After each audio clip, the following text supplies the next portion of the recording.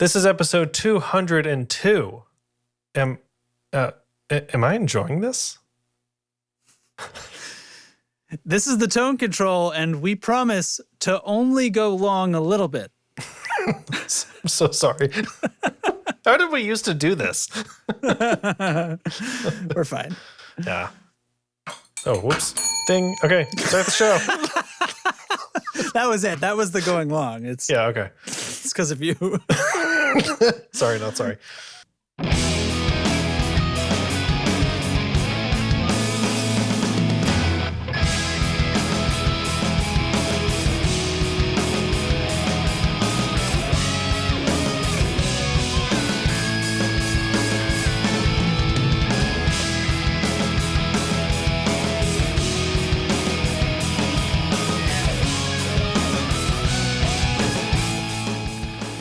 Gosh, excuse me. Oh, it's like a weird hiccup burp thing right at that very moment. Right at the perfect moment. Well done, sir. Thanks. Congratulations. Hey, so it's a day after Thanksgiving. We're recording on a Friday night. I almost forgot. I remembered at the gas station this morning, set a reminder in my phone, or told my watch rather, because my phone was still in the car. Yeah. I said, remind me I have the podcast tonight. Mm-hmm. And then my reminder did it do so? Went off earlier and said, I have the podcast tonight. I have I put a calendar alert in. I don't usually. Mm-hmm. Usually I don't, but because it was a different day, I went and programmed it into the calendar. So it gave me a little 15-minute warning.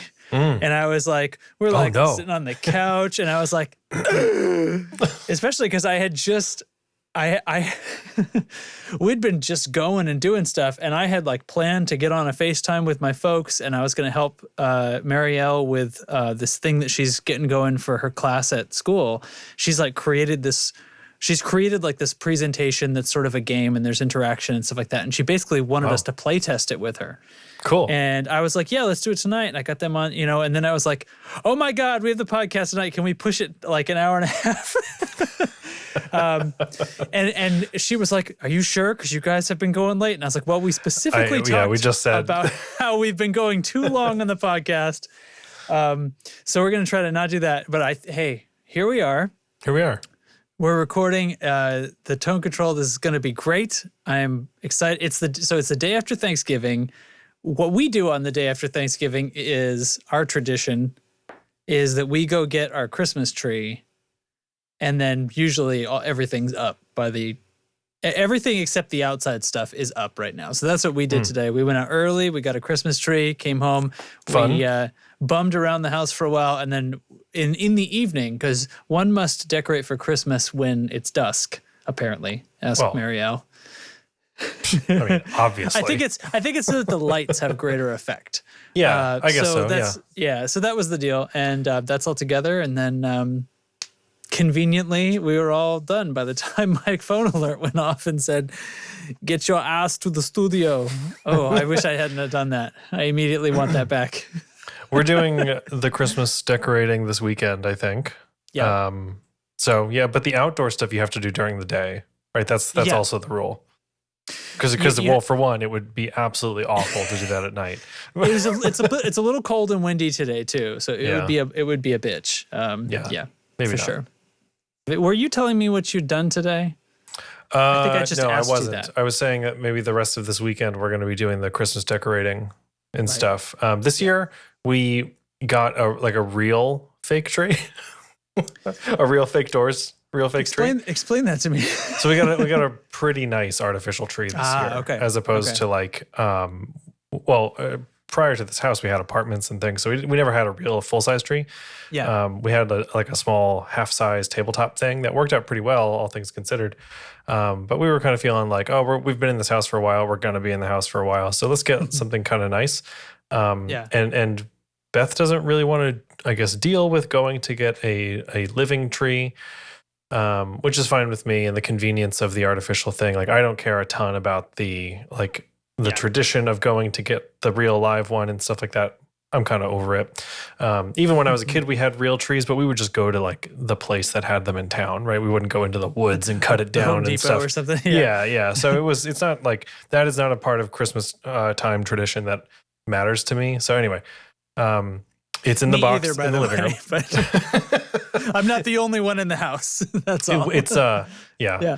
So it's in the box in the living room, and I think it's been there for like 6 weeks because it's really heavy. And I was like, well, we're just gonna like put it up pretty soon, so let's just leave it here in the corner. So we'll probably do that pretty soon. Take all the Halloween and like fall type themed decorations down. Put up all the Christmas stuff. We have like 3 seasons of decoration. It's the first one is the majority of the year. And then the second one is Thanksgiving / Halloween time. And then the third is Christmas. And then we go back to the majority of the rest of the year. Yeah. That's not too dissimilar from what we have here. Let's see. So Mariel's really into autumn.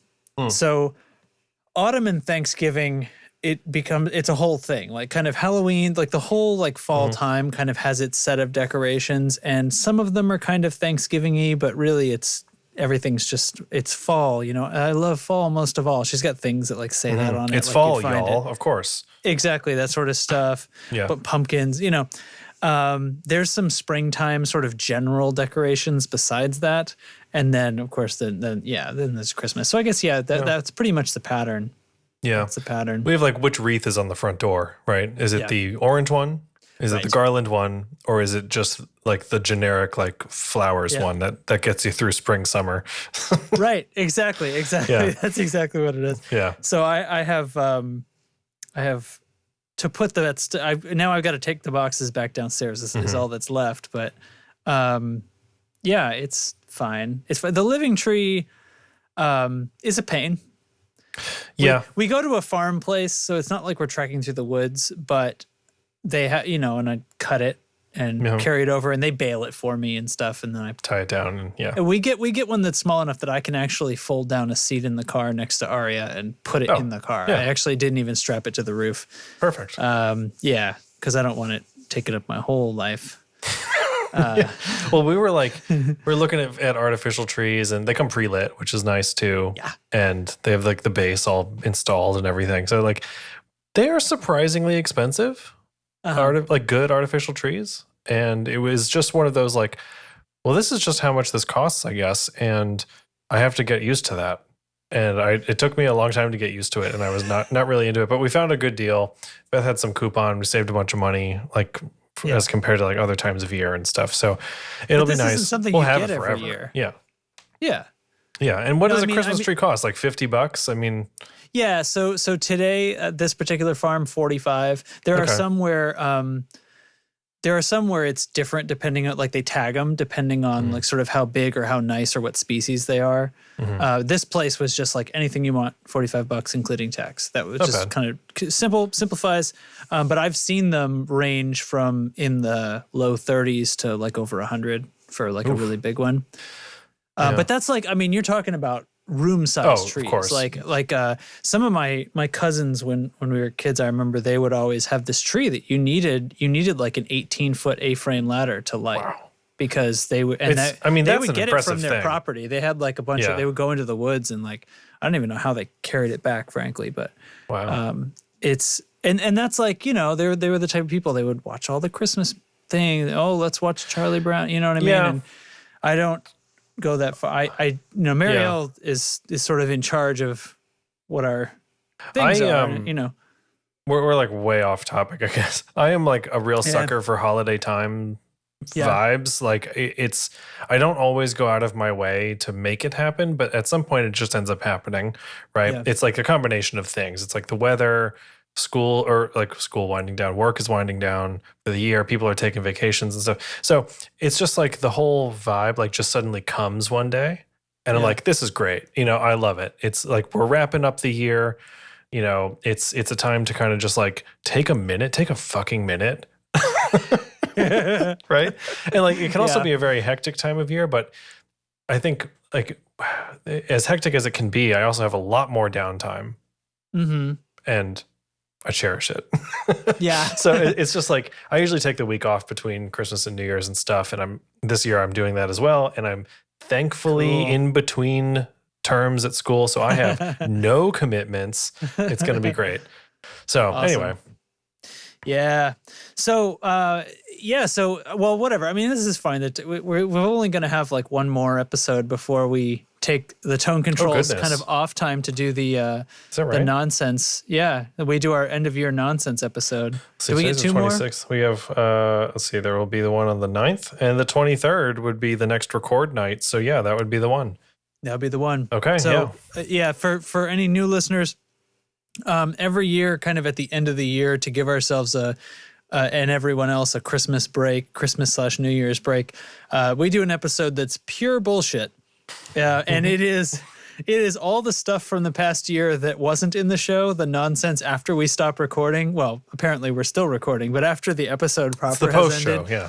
The post show where we basically discuss all the dumb shit that was said and which one we chose to be the dumb shit that becomes the title. So anyway. It's fun. So that'll happen. It's fun. So there's a couple of things on this episode. We are committing ourselves to not running super long anymore because I don't like when one of my podcasts comes up and it's like 3 hours long. And I don't either. I don't either. And so I'm sorry we did that. Yeah. And we've had a few special occasions lately, but yeah, we're back to normal. We have one news thing and then like a couple updates to talk about, and that's it. Right on. Okay, so updates. How about I play a Pedal Genie intro? So let's thank the Genie with this. Thanks to Pedal Genie for sponsoring the tone control. Visit pedalgenie.com and start your wish list today. Do you want a pedal sound too, or what? Or what? You got one? Let's do it. I think so. I haven't adjusted this since last time, but I haven't been spending them, so I don't think I've used this one. Okay.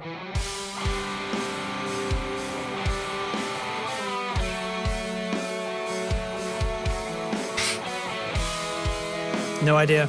No, hell if I know. This feels like a Justin demo. Yeah, that was mine. The Architect. That was the Architect from Matthews Effects. Oh, okay. I think it's a drive. Sounds like there wasn't anything else in there besides drive, so I think it's a drive. Anyway, it's drive night here. I've got a drive pedal from Pedal Genie. Drive night, baby. Drive night. So, Derek, you sold your Vox. You sold the AC30. Yeah. A glorious amp in its own right. Yeah, I sold it the day before Delaney's last show, which that happened in between as well. We can talk about that. Oh, right.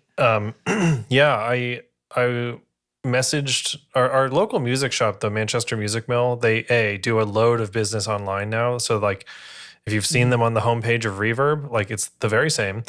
And they've really stepped up. You can text them now and you can get them on Facebook Messenger and they'll work through entire deals with you on Messenger and you just show up and drop off your gear. Really. Well, is that like a COVID adaptation or are they just It might be. Yeah. It might, maybe both. So they've really stepped it up. It's crazy how much, the volume of equipment they have in there is alarming. There's so much stuff. And two, just the amount of business they're doing in person and online is insane. So anyway, I messaged them and I was like, I've got this AC30. It's not vintage. It's not special. It's got a road case, included because I don't need it. What are we looking at? And so, tell me about that. Yeah. So they gave me a price that was like $50 more than I paid for the amp originally. And this is the one that you said, did you rip them off? I mean, this is the one you said that had needed a little work? Like, well, I didn't tell them that and they didn't test it. So like, that's right. That's not my problem. It really is just scratchy pots. It needs some like spray cleaner. That's all. Sure. So, I mean, is this the way the market is right now? Because I was thinking about like the automobile market is crazy to the point where they want so much used inventory that they're offering good prices and not really checking. And so I asked, like, is this offer good for a while? Because I'm not fully committed to this. And they were like, yeah, we don't expect the prices on these to change. So just let us know. It's like, great. It must be. Yeah. Yeah. So, and I'm looking around the house like, well, what else do I have? Like, I've got this little orange Micro Terror that's like a 5-watt single 12AX7 little practice amp. I was like, I don't need this. I'll sell that too. And they threw another like $100 in or something like that. And so they do this thing, most guitar stores do this, where you get more value when you trade than if you were to just sell for cash. Yes, of course. So they give you they like the churn and stuff. Yeah. So what they do is like, they say, well, it's worth X dollars and we'll give you another 15% off something in the store. Oh, towards a sticker, they say. So anyway, so they have the Rev D20, and we were talking about that last time. So I did it. I made the swap. I only had to pay $275 out of pocket for the D20, which is friggin' great. So I have it here. Let me fire it up. Oh, you can fire it up. I'm trying to put a picture. I'm trying to put a good picture up. They don't have a good. Their site is not like. I know. For some reason, it defaults to the carrying case. So anyway, the thing about the D20, if you're not familiar, it's from Rev. Rev is a Canadian amp builder. This has the embedded 2-notes torpedo tech inside, which is amazing, and that's how I'm running it right now. So coming out of the back of this thing is an XLR out right into my interface. And so that's load boxing, like it's still using its power amp. Yeah. So but it's load boxing it right down to line level. Yeah, and on the front, there's a rotary encoder that has 6 positions, and you can hold 6 IRs in there, and these are either 2-notes IRs or any like user added IRs. It is scalable from 20 watts down to 4 watts. It has a boost. You pull the gain pot. I can't get it to stay on a picture. I'm just going to get rid of that. Pull up as like a Sweetwater page or something. Yeah, I could do that. Sure. And it's got like the bias points on the back. It's USB. It really friggin' kicks. So it comes with. So you can USB in and like load IRs for the 2-note stuff. Yeah. Yeah. Actually, let's see if I can do a thing here. It's not a recording screen? Interface. No, it is not. I'm going to share my screen. Are you? I'm going to see. Let's see if this works. No, this is a different thing because what I've got is your camera. Okay. I would have to piece that in. Well, I'll show it, for you, Justin. How about that? Okay. All right. Can you see this? I'm afraid it's going to do something if I can. Well, we can set this. I just sprung this on you. I mean, we can set this up another time. But basically, I don't see how I could watch that with everything else that I've got open. That's okay. So it comes with torpedo remote, which is like a 2-notes USB interface, basically for the stuff. So you can scroll through all the cabs. You can add reverb and enhancements and EQ and change the mic positions. You can mic the front or the back of the cab. You can do all kinds of really rad stuff. What did I do? I changed Justin. There he is. Okay. You can blend between multiple mics. You can, there's a noise gate that is also intelligent, like it will learn and you can play and it will adjust accordingly. And including an IR loader, cabinet management, because the 2-notes, a huge part of their service is like the marketplace for these IRs. They call them Dyne IRs, DYN, and they are incredibly dynamic IRs. So they're incredibly high resolution types of IRs, and they have a store. You can buy them. You can demo them through the software, which is really cool. It just fades your signal in and out like once every 60 seconds, so you can't effectively record with it. Yeah. And then it also does bass as well. There's like bass cab stuff in here that I could purchase. It's not a bass amp, but so anyway, right now we're listening to the Rev 412 with reverb. So the first position is Rev 412 with no reverb, then with, then a 212 dry, 212 wet. And so these are just on this rotary selector. Yeah. So you can. Yeah. So like here's the 412.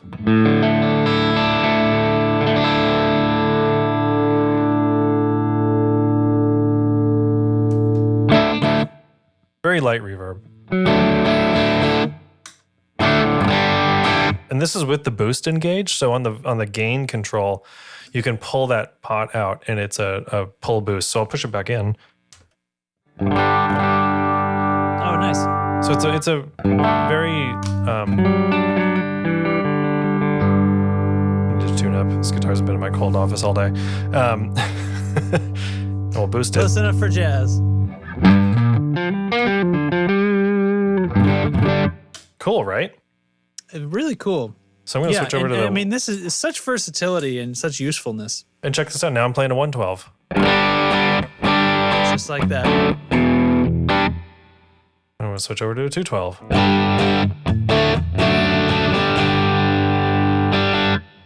It's incredibly smart.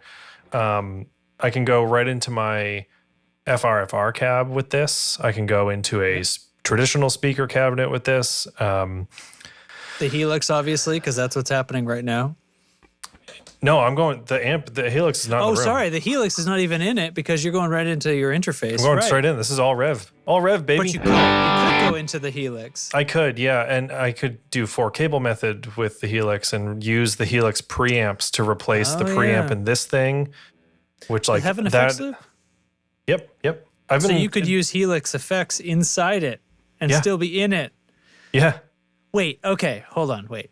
Okay. So if you put Helix in the effects loop of the Rev and then the Rev into your interface, but then in the effects loop of the Helix, you put, I don't know, the other Helix?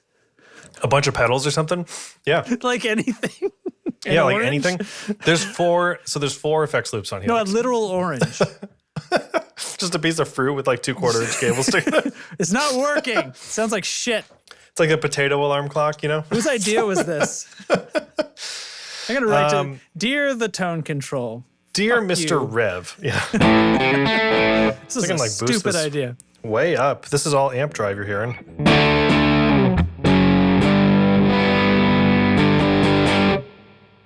Nice. Switch cabs. It's great, man, and it's very much a pedal platform, which I love because they make a high gain variant of this. Not even high gain, but it's the G20, and it's a 2-channel amp and stuff, so it's more designed for a different type of rig. I like the single channel thing because it is friendlier to all the pedal boards I have and stuff. So it's friggin' killer. I'm working on like some quick demo tracks and things with it. I love it. What's interesting is it is really compressy. Okay. Like the amp saggy? itself, really saggy. And I it's just something I had kind of forgotten about. I was just trying different amps, you know. So I had the AC30, which was punchy and in your face, and didn't have that sag. But the minute I plugged it in for the first time, I was like, oh, this is like hello, and it's not unwelcome. It's very squishy and feels really good. So rectifier. Does the AC30 have a tube rectifier? No. Oh well, not mine. Solid state rectifier. Other cool things that would do it. If you're comparing to an amp that had a solid state rectifier, you wouldn't feel the sag so much. Yeah. Other things that are really sweet about it, on the back, it's got a push button for the cabinet load. And what's great is I already explained this to you, Justin, but like it's basically to swap between the embedded torpedo out and the cabinet out, but it is not the load box feature. It is just whether or not it's sending signal to the cab, which is really cool. So you don't need to worry about like when you switch it from setting to setting. Like I just took this out of my basement and brought it up into my office. I don't have to worry about making sure that the no cabinet button is pushed. It already knows. Right. It detects if there's impedance there and reacts and just shuts it off. Yeah. So that they say is really more for like if your cab is mic'd up in another room and you're just A-B'ing sounds like through a real life comparing cab. Maybe 1 or 2 cabs or something. Maybe you have a switcher to the IRs that are built in. Or IRs you've downloaded or whatever. Yeah. Right. And you can just click a button and turn that off, which is really cool. What else? There's a great effects loop on it. I've been adding some reverb into the effects loop down in the basement, which is a lot of fun when I'm using a cabinet. I just got the power scaling, like I mentioned. I've been running it at 4 watts. It's perfect. It'll do 20. It gets wicked fucking loud, and it's great. I'm playing through a 112, like a real life 112. And what else? Oh, so there's this pre and post switch. So when you're plugged in, you can bypass the preamp in this and use Torpedo modeled preamps as well. Wow. Yeah. So if I disconnect the where did my thing go? Here it is. I can do like turn that on. Single-ended or push-pull EL 606, EL34, EL84, or KT88.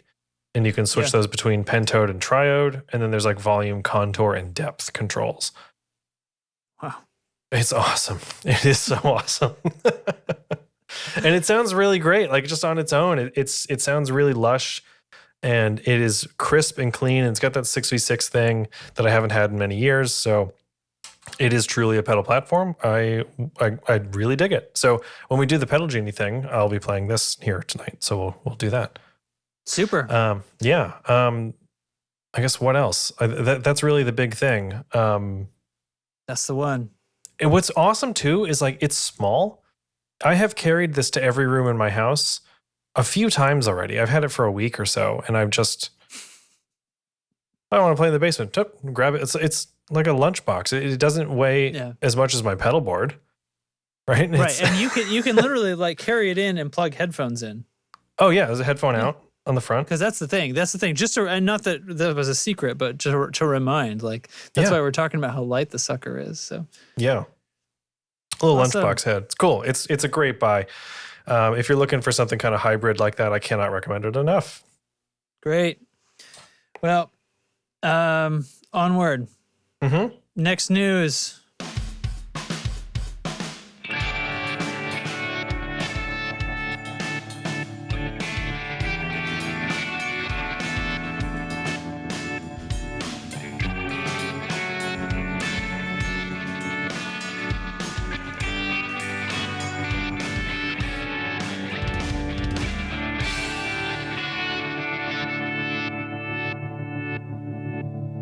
Some kind of trim? That could have been mine too. Yeah, so the Super Pulsar from EHX. Oh, cool. I don't know who did that. I don't either. Getting into the weeds now. Oldies. Super Pulsar. I should put EHX in here.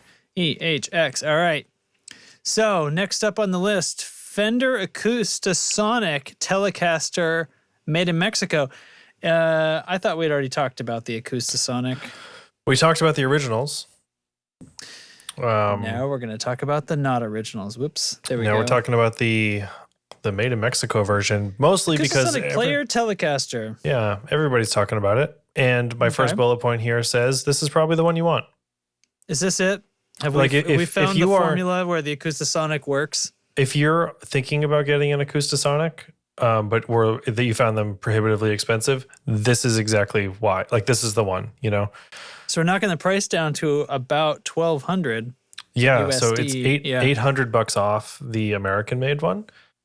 Mm-hmm. With that comes, of course, some cost-saving measures. It's made of cardboard. It's really good cardboard. Well, and one of those cost-saving measures is that it's made in Mexico, so there's that. But so like I think, I don't know if we did. I certainly was like, whatever, Fender. You know, like the Acoustasonic thing.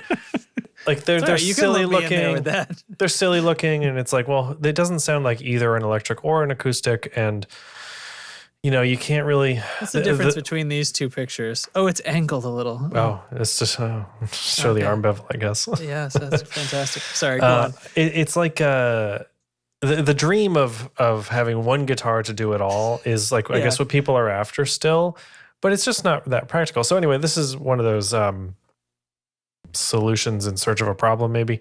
Not quite. So, but these are really taking off. Like, I see them everywhere, and I'm surprised by that, which means it's not trash, you know?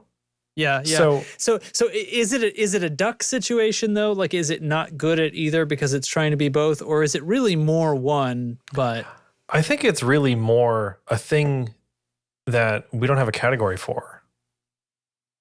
Okay, so you think it doesn't really sound like either one, but it sounds. It sounds. I think it certainly sounds more acoustic than it does electric. Okay. That's what I was thinking, because I can't help but compare it to the Taylor T5. Like the T5, yeah. My dad has one of those and loves it, but really, I kind of only hear it as an acoustic. Yeah, and it has a magnetic pickup in it too. It does. It has a little like lipstick pickup thing, and it's got several other transducer types, and it's got this like fancy 5-way switch on it. The Taylor. But the Taylor, yes. Sorry, I'm talking about I don't have any personal experience with the Acoustasonic, but it's you know, when plugged in, even with that mode, it doesn't really sound like an electric guitar. Yeah, that's what I mean. Not like the electric guitar. I mean, but that's the thing. Like, electric guitars sound different from each other too. So this it is a very different flavor of electric guitar, I guess. But realistically, that's just, I don't know. You could take that feature out of it and just have it be the thin line acoustic that has a bunch of transducers. It's like designed to be plugged in acoustic. And I think that would be enough. I kind of think that other thing is like, yeah, but it really doesn't cost us anything to add this other piece. Yeah. So we may as well. Now with this, I feel like they're coming at it the other way. Fender's approaching this like, let's take an electric guitar and let's change it so it's sort of an acoustic-ish. So maybe they're approaching from the other side? So maybe. It is certainly more that side of the spectrum, I think. So the original had like a 5-way selector, which was different pickup configurations. And then what would be the tone knob is actually a blend control between like setting A. Do you mean the tone control? I do. Between setting A and setting B. Which would be like a small body parlor acoustic or a mahogany dreadnought or something like it, and you could blend anywhere in between there, which is kind of cool. Okay. The Mexican version. Are they just version, EQ shapes though? Maybe, I guess. I don't know how they do it, but like so this new version has only a 3-way selector, and so which is just inherently fewer options, right? So you're saving money there. It also does not come with a rechargeable battery. The original is rechargeable. This one's a 9-volt. You look on the back, there's a big battery compartment thing. That's fine, right? Oh yeah. I would anytime, any day of the week, I would cut that cost if I was buying it. If it saves you $800, yes, absolutely. If it saved me $100, I would cut the battery pack out. So it's otherwise $100, yeah. Otherwise, it's the same guitar. It's like all the same measurements. It is the same specs. It is the same gig bag. It is the same everything. Same materials, same woods, all that. It's just assembled elsewhere. And you have a few, just a few sound options. A few fewer sound, but there's a difference in assembly, right? Oh yeah. So like the thing about QC maybe like could you find like the glorious like perfect made in Mexico? You know, it does have a different piezo system. Piezo. I've always said piezo. It does have a different piezo system. So the original has like this top of the line Fishman product. Yeah. This is I think it's still a Fishman product in the Player series. It is not the same one though. So it must be a cost saving thing as well. Yeah. And so zooming out for a second, piezo technology has come a really, really long way since I ever tried out a guitar with one. So, wow, look at that one with the Cocobolo. Holy crap. Yeah. This guy over here. Yeah. We had $3,300. I was about to say, it's like, beautiful. It's too bad they don't make that in like a shape that's cool, because that looks, I'm sorry, like the Strat. Well, that's the thing. Acoustic thing looks so stupid. They do. When the Jazzmaster one came out, my social feeds, like YouTube, everything was just absolutely inundated with the Acoustasonic Jazzmaster, and nobody didn't talk about it. And I specifically didn't want to put it on the show because you couldn't escape it. for me, like talking about the looks of it, like I think they're better. The Strat shape is the only one that really, I don't know why. I just don't think that does not work for me aesthetically. Well, the Strat is so iconically electric guitar. I mean, at least I think the Telly is too. So is the Telly. I see it here with an acoustic bridge on it, and I'm not crawling. My skin isn't crawling looking at that. And the Jazzmaster, I think, is sort of, that's a weird enough guitar anyway. I don't know. I almost think it sort of looks cool. I would, you know what I'd love, and this isn't going to happen. Why isn't there one that's shaped like an acoustic guitar? That's the thing. Well, I wonder does that make it too far acoustic? But it would probably sound better. It might, yeah. So it's got this like, when the first ones came out, they were talking about the design and stuff. It's got the sound port in it, which is kind of like a miniature sound hole that you'd have on an acoustic. Is this whole thing hollow in there? I can't zoom in. Yeah, pretty much. I mean, there's I don't know. So scroll down. Right? I think there's some close-up like details right there. Yeah, acoustic body, hollow Telecaster inspired body. So there you go. Okay. So it's like if you made an acoustic guitar, but it was shaped like a Telecaster or shaped like any of these guitars. And it's a thin acoustic too. Like it's a thicker electric. It's in between. Yeah. So I don't know. So we were talking about it a little bit in Discord when this more affordable one came out, and a friend of the show, Patreon supporter Eric, mentioned that theater is the play here. Like the theater people want this. I see that. And that is a space where the one guitar to do it all is still, that's the dream there, because physical space is at a premium, right? In a pit. How many guitars do they want to set down and pick up? Yeah. And maintain and keep in tune, like in between doing all that stuff. Like you're already so cramped in there, like you may not have the space for a guitar stand. And I always forget about that whole other side of guitar world. But it's like, that's it. You know, I get it. I think Julian Baker has been playing one of these. I just see him everywhere. And I see them like kind of unironically. It's mean to say, though. I know. But at first I was like, this is stupid. Do you see the Strat one, though? No, I've seen the Tele and the Jazzmaster the most. There you go. See? The world's not gone totally crazy yet. Yeah, man. So that's it. It's, what did we say, 1,200? Yes, 1,200. Yeah. I like the colors. I think the black one looks really cool with the contour on the top. Black one's sort of cool. What's this? Oh, I don't like that burst. Do not care for that. No. Do you know what the problem is? You ruined the burst by not coloring that beveled edge. A little bit, yeah. Yeah, it looks like a sticker. It looks like a sticker. Oh, you fucked up so bad. What's this? That is not as bad, but not as bad. Now that I've perceived it as a sticker, I actually hate all of these. I think the black is still the best one. On the original, there's some nicer colors. No, I want it to be natural. They should do a natural one. Go to hell. Where's my natural? Well, it's on the more expensive ones. Jazzmaster, this is closer.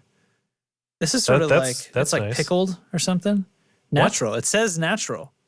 What's that teal one? That's the one I saw all over social media. It's bad. It's bad. I don't. Beautiful fingerboard on that one. It looks like a sticker. I don't. Yeah. Nope. You're failing. Ooh. What even are you? Hold on. Am I enjoying this? Zoom in on this. Hold on.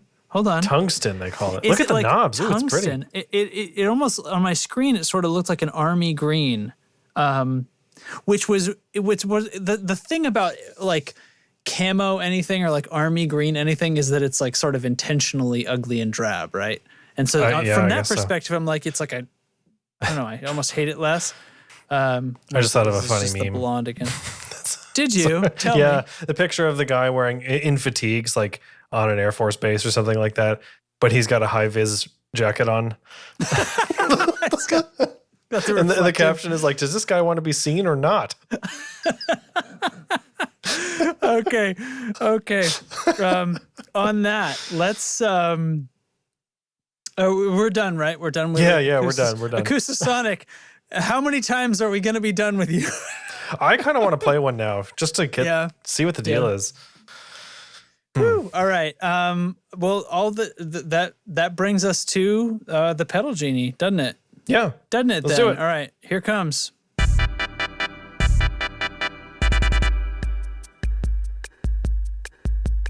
Pedal Genie is like the Netflix of guitar pedals. Rent any pedal you want for as long as you want for one low monthly price. Shipping is included and there are no late fees or time limits. With over 1,500 pedals to try from nearly 100 different manufacturers, Pedal Genie definitely has the gear you want to try.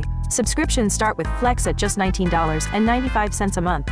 Try out one pedal at a time for as long as you want. Send it back when you're ready for the next one. For only $39.95 a month, the standard subscription includes shipping, so you could have a different pedal every few days. If one isn't enough for you, Pedal Genie Pro gets you 3 pedals at a time for only $64.95 a month. Shipping included. There's a subscription for everyone, and best of all, your first month is free. If you find the pedal of your dreams, the one you just have to keep, Pedal Genie will offer you a buyout option. Prices vary with the length of your membership and the type of pedal, but you'll definitely get an awesome price for the pedal in your hand. So head to pedalgenie.com to fill up your wish list with pedals, and they'll send out your first pedal ASAP. Pedal Genie. All your pedal wishes granted. Nice. Mm-hmm. So. Want me to go? Yeah, man. And then we'll just. I guess it looks like we'll probably have time, so maybe I'll do a quickie after that too. I have the Strymon Riverside today. Yes, which is a drive pedal from Strymon. It is a DSP. It's this drive. One. Yeah. Now Strymon knows how to put fucking graphics on their website. Listen up, everybody else. Yes. Right. So I was admittedly skeptical of this. Skeptical of Strymon dipping into the overdrive space. Yeah, but have they fucked up anything else? Nope. So you can do it right the first time. And I have no reason to feel that way because the Helix overdrives are cool too. So joke's on me. I am skeptical of this thing costing $300 though. Like it's the Strymon Premium. I'm sorry, like Strymon was gonna. You know what? This one's cheap. Yeah. No, I know. So it though has really impressed me. I really like it. So really smart features on this is a 3-band EQ, a drive, and a level. It's an overdrive, right? So there's 2 mini toggle switches. There's a gain setting for low gain or high gain. There is a normal mode or a mid-pushed mode. And then on the back, I like that.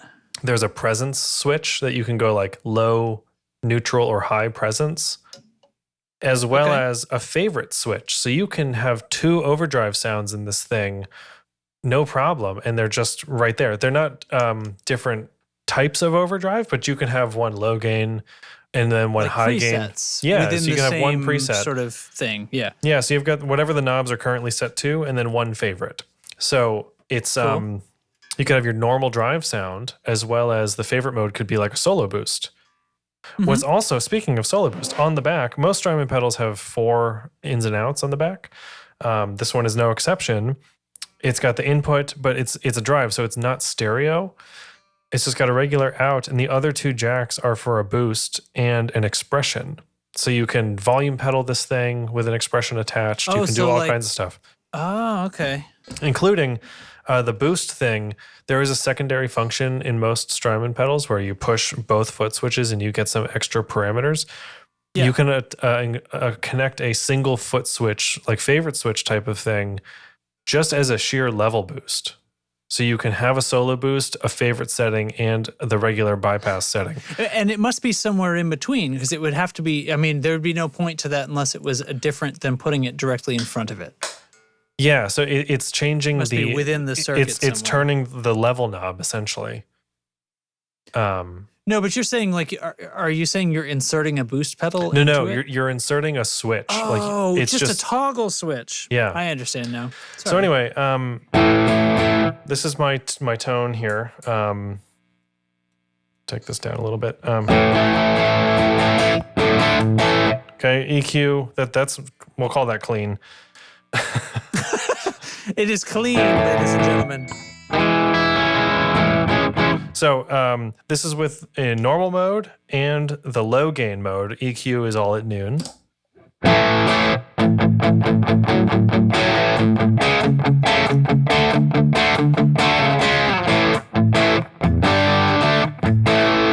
Pretty sweet, right? Yeah, that's not comparing unfavorably to the distortion that was on your other. Yeah. On the Rev, right? Yeah. We're still listening to the Rev, yeah. So let me turn up the drive a little bit. This is still the low gain side. I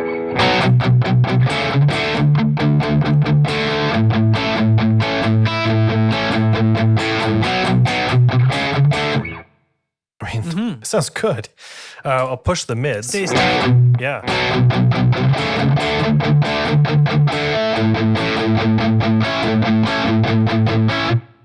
I love that. I would leave that on. Yeah. I would leave that mid on. Yeah. So we'll go to the high gain.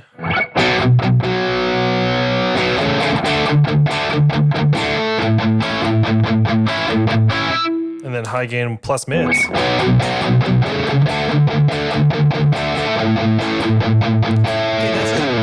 We found the line.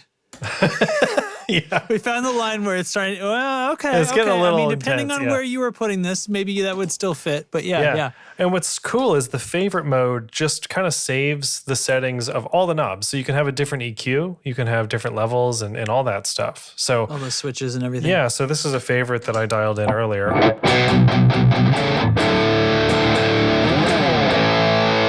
Like if that was a lead tone though.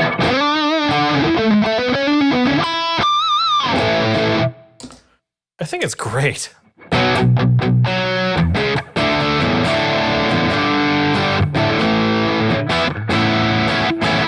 I'm really into this thing, and I'm surprised at how into it I am.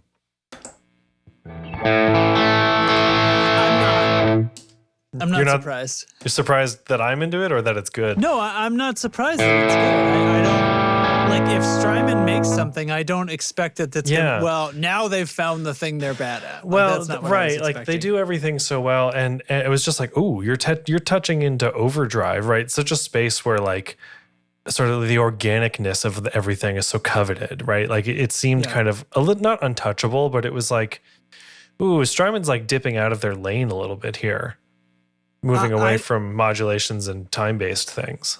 I postulate that we were all wrong about where Strymon's lane was. I don't think Strymon's specialty necessarily was time-based effects. Strymon's specialty is not the type of effect, Right. It's the way they do their pedals. It's the level of detail and flexibility. Mm-hmm. It's the organization of the knobs and like how the whole system works. And it's their DSP. It's the fact that they do it all on DSP like that. Yeah. And like that's their lane. So if they were going to choose to do something, it's not. And you could say the same thing, like analog delays are a thing. Like that is a like, yes, but I can taste the tannins in the wine. You know, that's what that's that same shit, right? Yes, so but I can taste the tannins in the repeats. I can taste the repeats in the tannins, and this doesn't surprise me at all. So all they did was it was like, well, everybody thought Strymon, but they don't make drives. It's like, well, no, you're misunderstanding. Strymon makes pedals that are in this form factor that work like this. They're premium and they command that premium price because of the level of detail that goes into how they're controlled and how flexible they are. Yeah. So scroll down here on the page and you can see kind of the expanded secondary features and stuff. Here we go.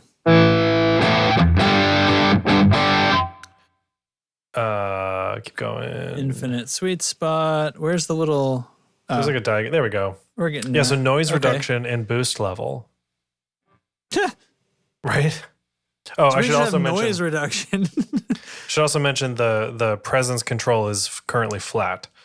I'm gonna change up the Just the flat rev. mean at 0 for presence control though, right? It's in the middle, which I guess is neutral. So right there on the rear panel, if you click that little plus over the presence slider. Oh, I see. It's like a switch. It's like a recessed, yeah. Oops. I'm gonna change over? up. Or do I have to click it? Oh, I have to hold it. Presence is a 3-position switch. Oh, okay. It's not a knob where you're adding negative feedback into the. Okay, so we're creating presence with a different system than it is on an amp. That's fine. Mm-hmm. So it's just a couple of different settings on it. Yeah. I'm going to move it to minus. I switched the cab back, sorry.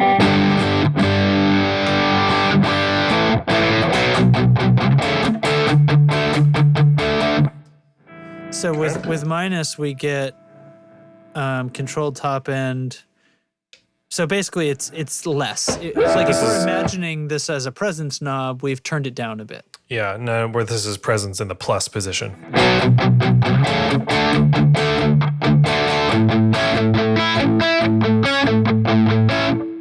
So a little less bottom end. I do like it in the middle, though, I will say. I'm gonna.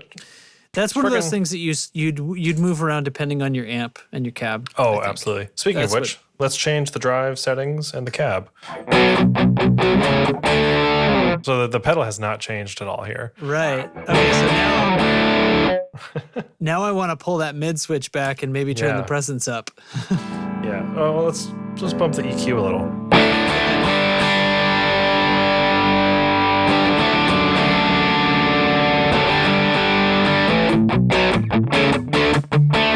Yeah, so now we're in the low gain normal mode. Yeah. Let's switch to high gain.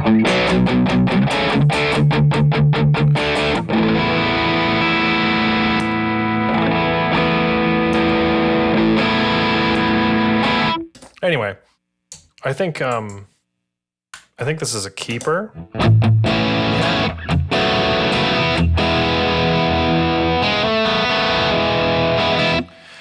They make two overdrives now. They have the Riverside and the Sunset, I think it's called. It's like Sunset Drive, Riverside Drive. Right, I get it.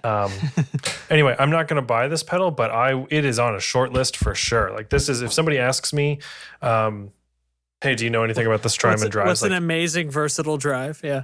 Oh, dude.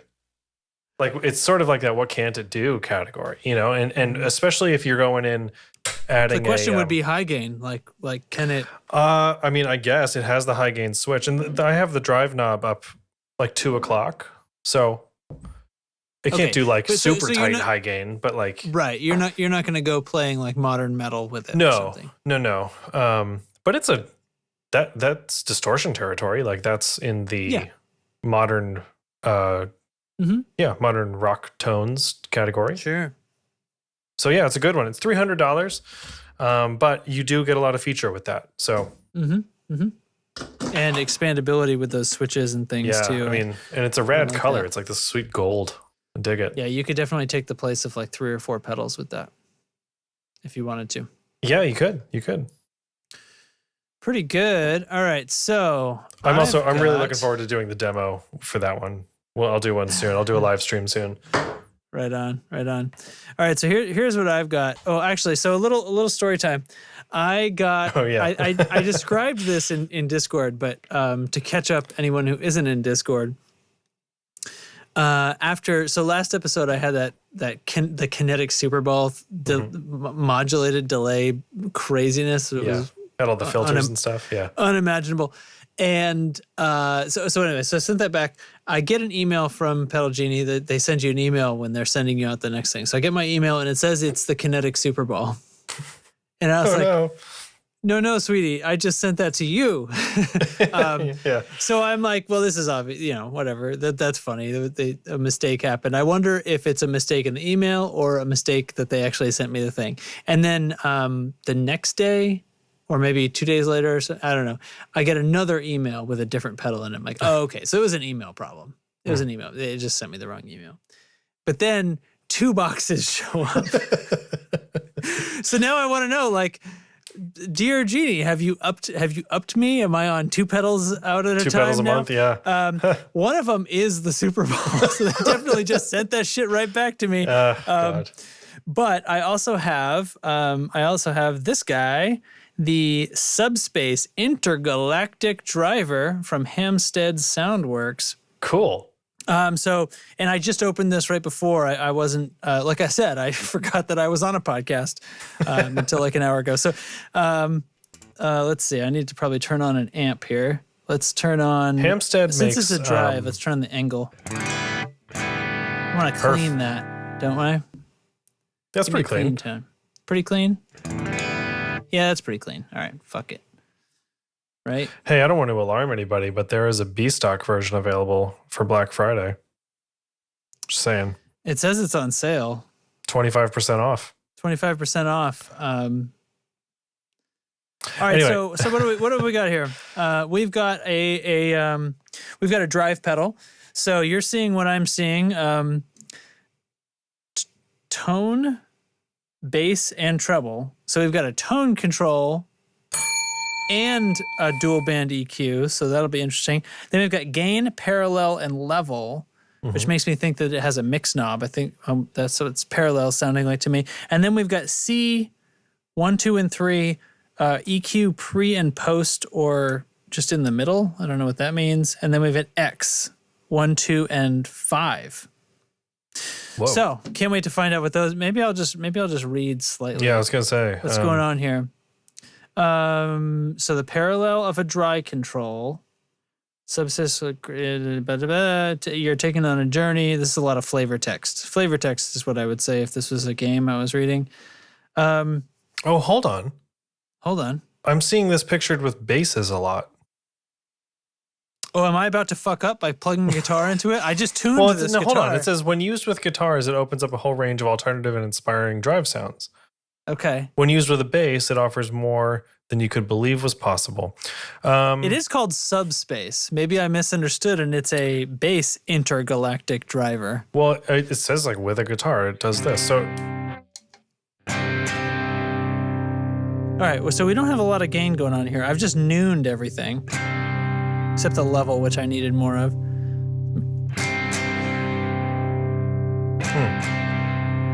Oh, you know what? I need to... Okay, so the parallel knob is a mix control, and it's detented in the center. That's nice. 50-50. So I'm actually just going to dime it, though, because I want to hear the pedal.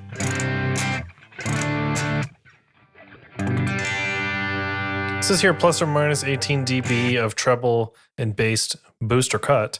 So those are probably detented as well. Let's dime those.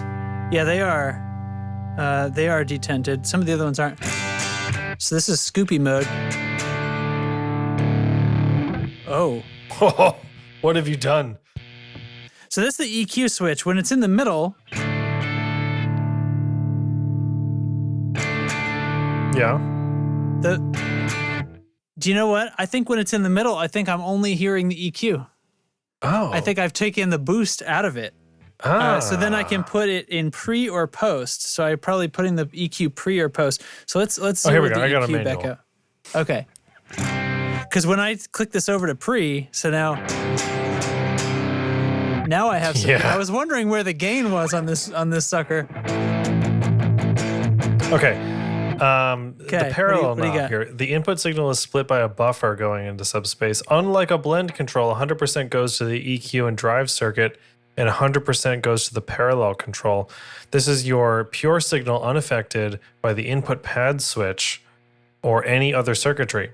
Blend your dry signal. Oh yeah, on the back there's a 10 decibel pad switch, which I have off. Blend in your dry signal up to unity at the center indent, or boost with up to X2 gain after the 12 o'clock position. Oh, okay. So that's got nothing to do with the X switch. Okay. So what they're saying is like whatever's coming in through the pad switch is getting blended back in with the parallel. So if it's -10, then I'm blending in a quieter version of myself. And if it's 0, I'm blending in a full version of myself, right? So the X switches selects the input gain level. So X1 keeps the input level the same without boosting. X2 doubles the input level. Hold on. X2. X5, of course, then? Yeah, okay, so we can tell. So once again, X1. Yeah. X2. Ooh. This pick. Sorry, I'm using a tone control pick. Yeah, so was I. Look at this. I'm used to using these little. I'm used to using these little jazz picks. So this thing just got away from me. They kind of flop around in your hand. All right, X5. This is my Telecaster, by the way. That's okay, why so it's then all floppy. The C switches are the different clipping modes. Okay. So, all right, so let's leave it on X5 so we can really hear it. C1, symmetrical C1. clipping. Oh, it's even worse. It's even more blatty. Yeah. Okay. C2 is where it was before. Asymmetrical clipping. So that feels like more balanced to me, like the bass frequencies aren't overloading it so much. And then C3 position uses 2 clipping circuits to give a very natural amp-like drive and distortion with great dynamic range and touch response.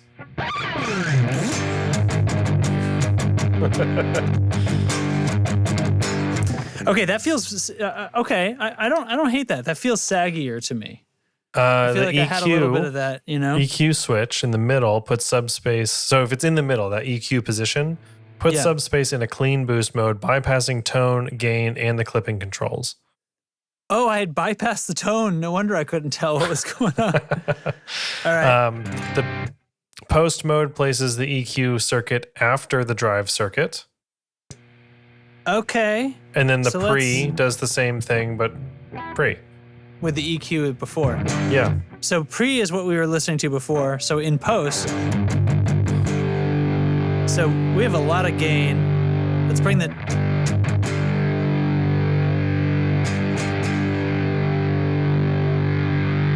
Oh, man.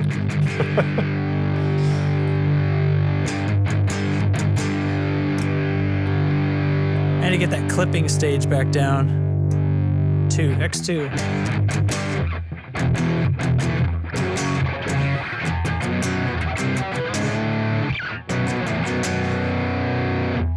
Let's go back to pre-mode here. It's funny the phase shift that I get when I adjust the EQ.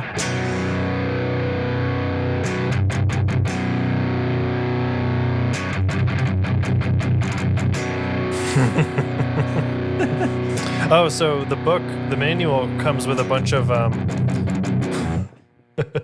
the book comes with a bunch of example settings, like things to try out. That's kind of fun.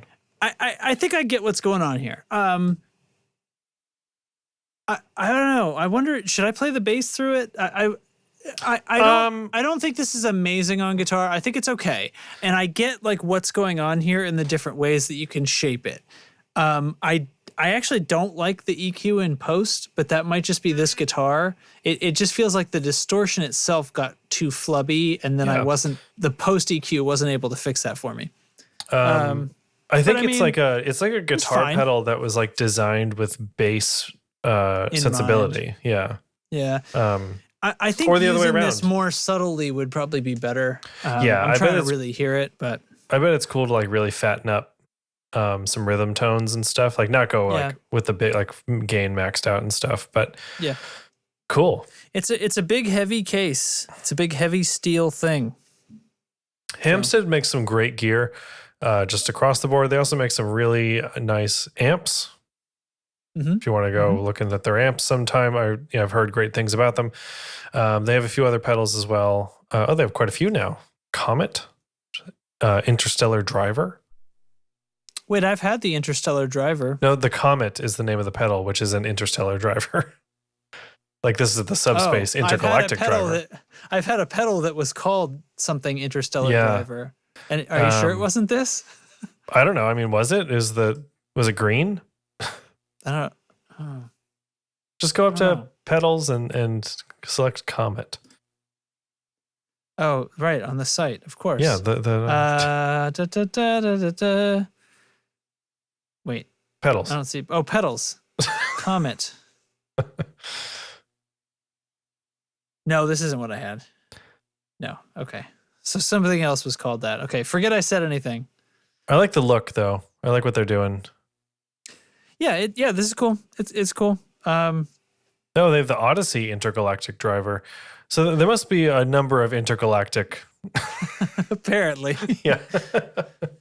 Maybe all of their pedals are intergalactic. Maybe. An unbelievable journey through Toad.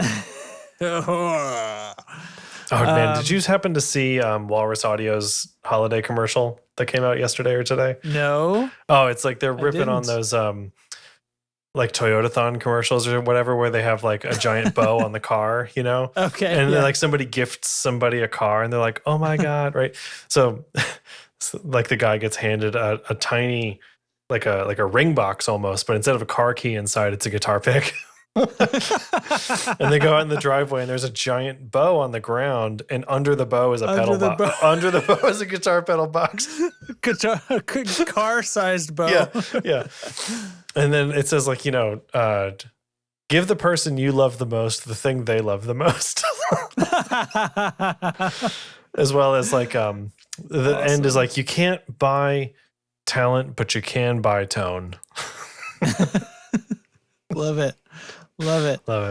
So yeah, that's it. How much is that thing, the Hampstead? Haven't a clue. 30% off, I can tell you that. That's fucking true. Hampstead Subspace. Sorry, I'm actually just adding it to the notes that's now. all right. I'll look it up. Let's see. Here's one on Reverb. Boop-a-doop. This is directly from them. It is $288. There's some all right. What do you call it? Exchange conversion happening here because they're in the UK. But yeah, $288.58 plus shipping. It doesn't tell me how much shipping. But new. This is new from Hampstead. New from Hampstead. Yeah.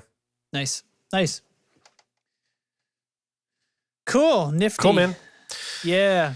Are we doing thing of the what is it that we do? Suggestion of the week? Suggestion of the week. Yeah. Yeah, I got one. I didn't write it down, but I got one. Suggestion of the week. We're editing the notes right now. What's up? Do it live. My suggestion of the week is probably everybody's suggestion of the week, which is the Get Back sessions on Disney Plus. Oh. The Beatles documentary thing. Have you heard of this? Wait, who made this? It's the guy whose name is not in my brain right now. Get Back session director. Peter Jackson. That's what I thought. Okay. That's what it is, yes. I definitely had heard of this, yeah. So that's out on Disney Plus. Cool. Part 1. I heard that this was going to like sort of explain some redefine some misconceptions that we've had. I'm not like a has Beatles aficionado or anything.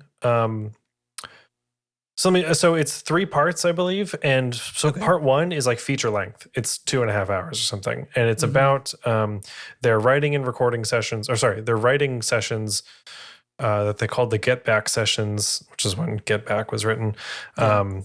They were in the studio for 14 days, and they wrote. That's it?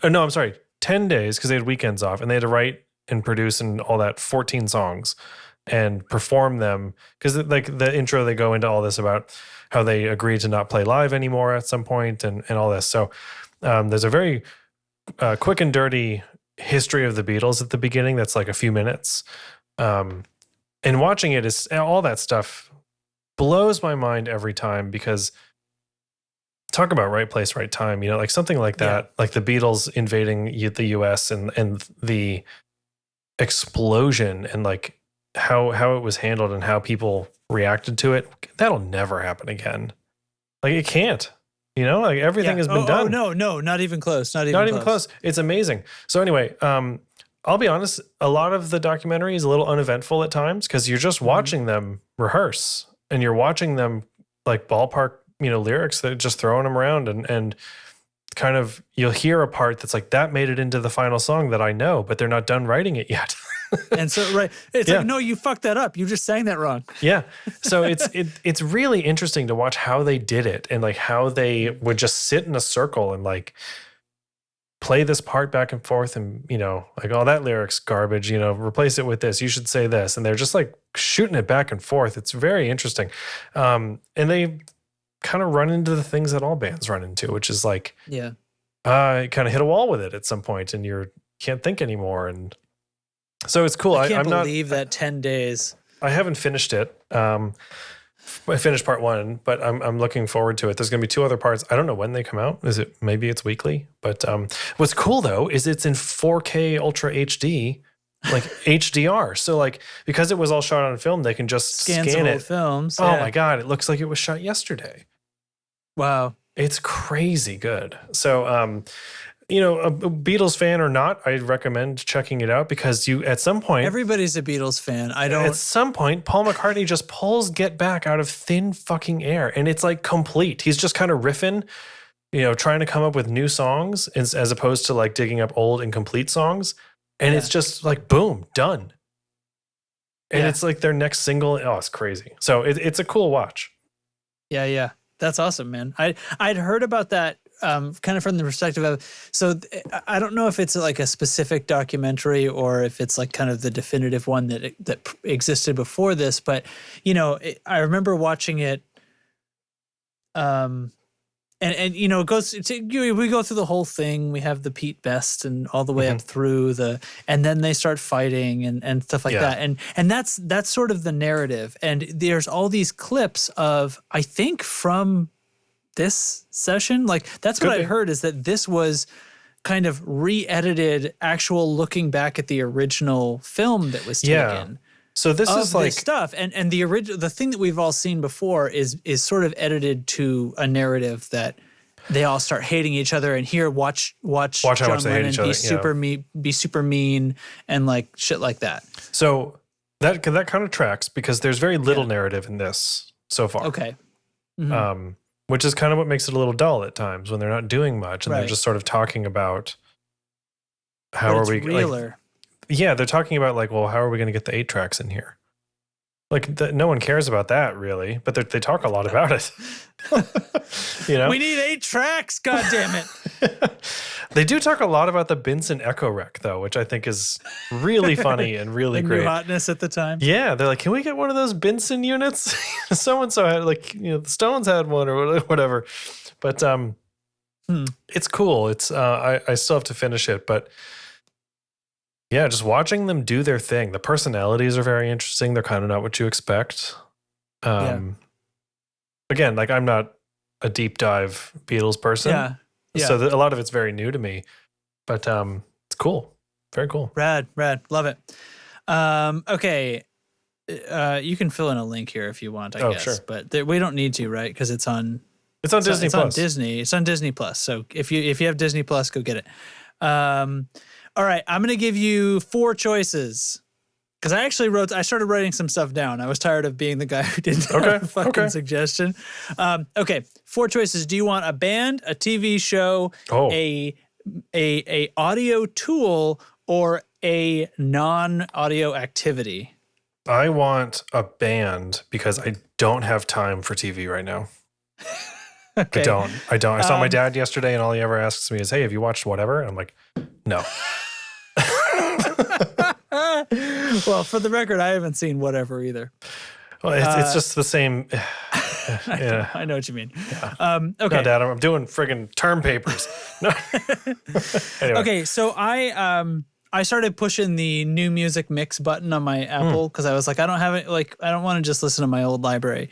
And so it just pulls out like shit that was released this week and it seems to do an okay job of finding stuff that it might be in my genre. And the fact that I have like a kid and I listen to kind of a wide variety of stuff means that a wide variety of shit does pop up. Like Taylor Swift does pop up in my shit right next to metal bands. Okay, so whatever. So this it threw at me.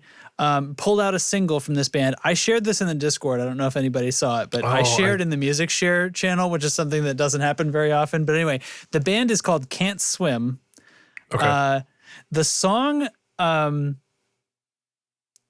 shared is the one that Apple threw me. It's called Set the Room Ablaze, and it's got some guest vocalist who's also from some other hardcore band in it. And this band, I'm putting it on my phone right now. Okay, so Can't Swim. This band Can't Swim. I don't really know anything about them. It's just this album I have been jamming lately, like kind of on repeat, because it kind of took me back to this place when like hardcore music, which is it's kind of this like it's this. To me, it seemed like it was this this thing that punk. It's not punk rock. But it's not metal. It was like this thing sort of in the middle where it's sort of a place in time for me, at least in my brain. And it was like metal-ish riffs, but played with a punk rock sensibility. Like the drums are different and the gain is different. And there's something sort of primal about it. Like it feels like we're concentrating more on it being a rockin' beat. Instead of just technically wild, and there's some there's something about it for me. Like in service of the song, like just let it fucking rock because rock is cool. That sounds like I'm throwing either of the other things under the bus with that regard. Like I really don't think it's that these guys that hardcore music figured it out. You know, it's not like that. It's just there's sort of a mood about it. It's like exciting and everything I say makes it sound like I'm trying to say the other kinds of music aren't exciting. Anyway, you kind of have to hear it to know what I'm talking about. But it's this sort of like I don't know. I don't even know how to describe it. It reminds me of this band called Refused, which was I think a quasi obscure kind of hardcore band that was sort of weirdness. Back in the day. But anyway, it really grabbed me. This song is a little bit different than most of the rest of the album. Like this song is pretty like straight ahead hardcore song. It has like a breakdown that has a heavy beat in it and it's a lot of yelling. Cool. And it's like megaphony kind of yelling, you know what I mean? But a lot of the music for the rest of the album has a lot of melodic almost ethereal vocal kind of and some synthy kind of parts that are kind of strung through it in between these things that are much more of like a post-punk rock kind of situation. And cool. Yeah, I'm I think into it's pretty that. cool. I'll check it out. Nice. Very nice. I have one more suggestion. We got to get out of here. But that reminded me, earlier in the pandemic, Jimmy Eat World did some live streams of their albums Clarity, Futures, and the newest one, Surviving. You could like buy tickets, and they streamed this like full production event. The audio from those is out now as albums, so you can listen to the live cuts of those performances. And the one for Surviving is it's the same as the record. Like you never know any different. The others are also fantastic. Well, Surviving was made to sound like a band in a room. Yeah, it's too. Like the album was created that way, and I love that album. So anyway, check those out. Aria calls that album, Daddy, can you play the thing that's like red but there's words? Because the album cover is like made out of letters and they're all red. She gets it. These are called where is it? They're called the Phoenix Sessions. And there's 3. So yeah, check those out. I think I've heard of that. Yeah. Okay. Remember when we said we wouldn't go long? Well, we didn't go that long. Okay. We're doing okay. All that's left is to thank the Patreon supporters. We've seen all of your care packages show up and sharing your pictures, and everybody keeps sending us little emails and DMs. Yeah, we got a very nice email today from Steve Huffman. Steve, you're welcome. I'm glad you're playing guitar again. Yeah, man. Yeah, let me to all of it. We love you. We think of you on Thanksgiving and all the other days as well. But to all of our patrons, no, thank you.